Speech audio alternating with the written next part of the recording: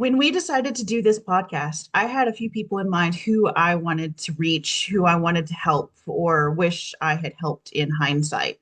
And one of those people is my younger cousin. A couple Christmases back, she told me about her first office job right out of college. And she let it slip all these really toxic work practices that they had. She didn't have a signed contract. She didn't know how many vacation days she got or how quickly they accrued. She needed a doctor's note just for being sick for some reason, for any sick days that she took.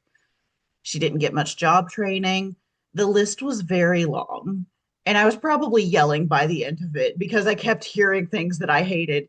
Um, but she just didn't know what to ask or what to expect. And they took advantage of her.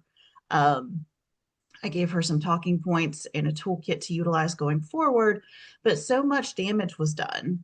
Thankfully, she left that job shortly after that conversation, and now she's in a place that's much more acceptable, and she also knows like what to do in those situations. Well, I'm so glad that that happened for her because there are so many times it doesn't because we Yeah. are not told. We just we aren't told and we aren't coached about how these things go. I've been told in different positions the worst advice. I remember one time when I was working somewhere and they asked me to have a better car. They couldn't pay me more, but they wanted to show that they take care of their own. A better way to look at that would be to pay your labor enough to afford a fancy car if that's what you want to project to your clients. Mm-hmm.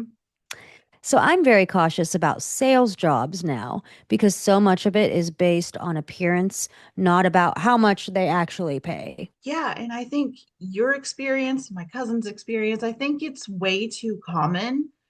And this is why we're here. This is why we're talking about advocating for yourself today specifically.